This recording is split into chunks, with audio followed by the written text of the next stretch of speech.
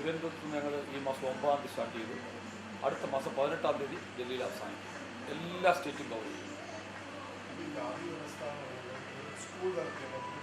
അതായത് നമ്മുടെ സമൂഹത്തിന് ഒരു ശൂദ്രഭാവത്തിൽ, അതായത് അടിമഭാവത്തിൽ കാണാൻ വേണ്ടി ഉണ്ടാക്കിയ ഒരു വ്യവസ്ഥയാണ്.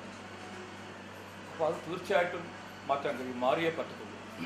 അത് 5000 വർഷമായി അല്ലെങ്കിൽ 10000 കാര്യം ഇവിടെ പറഞ്ഞിരിക്കുകയാണ്. എൻ്റെ പുസ്തകത്തിൽ കാസ്റ്റ് വേ എന്നുള്ള പുസ്തകത്തിൽ ഞാൻ എല്ലാ വിവരങ്ങളും വളരെ നന്നായിട്ട് കാണിച്ചിട്ടുണ്ട്. ഞാൻ മോർ ദാൻ 5000 ഇയേഴ്സിൻ്റെ ഹിസ്റ്ററി രത്നചുരുക്കത്തിൽ അതിനകത്ത് കാണിച്ചിട്ടുണ്ട്. അതായത് വാമനാവതാരത്തിന് മുമ്പ് 5000 വർഷങ്ങൾക്ക് മുമ്പ് ഇവിടെ ജാതി ഇല്ലായിരുന്നു. ഇവിടെ ജാതി ഉണ്ടായത് 300 വർഷമേ ആയുള്ളൂ. അതായത് ബ്രിട്ടീഷുകാർ ഇന്ത്യ ഭരിച്ച സമയത്ത് ഹിന്ദുവിസത്തിൻ്റെ തുടക്കത്തോടു കൂടിയാണ് ജാതി ഉണ്ടായതെന്ന് ഞാൻ പറയുന്നത് മാത്രമല്ല, നമ്മുടെ സുപ്രീം കോടതിയിലെ പല വിധികളുണ്ട്. അതെല്ലാം ഞാൻ എൻ്റെ പുസ്തകത്തിൽ കാണിച്ചിട്ടുണ്ട്. അപ്പോൾ ഇവിടെ നേരത്തെ വർണ്ണവിവേചനം ഉണ്ടായിരുന്നു നമ്മുടെ ഭാരതത്തിൽ. അന്ന് ഇന്ത്യ പോലും ഇല്ലായിരുന്നു, ഞാൻ പറയുകയാണ്. അന്ന് ശ്രീ മഹാഭാരതം മാത്രമേ ഉണ്ടായിരുന്നു.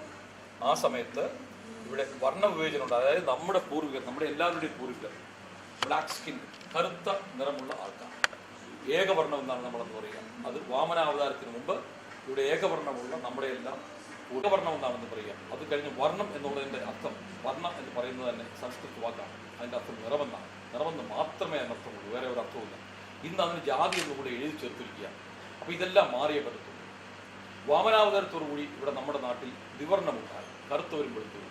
അങ്ങനെയാണ് അൺടച്ചബിലിറ്റിയുടെ ഉണ്ടായത്, തൊട്ടുകൂടായ്മ ഉണ്ടായത് ഈ വർണ്ണ വിവേചനത്തിലാണ്. അത് നമുക്ക് അതേ ഏകദേശ സമയത്ത് കഴിഞ്ഞ 500 വർഷങ്ങളായി അമേരിക്കയിൽ നടന്നത് നോക്കിയാൽ നമുക്ക് മനസ്സിലാവും. അവിടെയും ഇതുപോലെ വെളുത്തവർ കറുത്തവരെ അടിമകളാക്കി ജീവിപ്പിക്കുകയായിരുന്നു. ജാതി വ്യത്യാസത്തിൽ ആരെയും മാറ്റി നിർത്തിയില്ല, എന്നാൽ വർണ്ണ വ്യത്യാസമുണ്ടായിരുന്നു. നിറത്തിൻ്റെ വ്യത്യാസത്തിൽ ഉച്ചനീചത്വം കാണിച്ചിരുന്നു.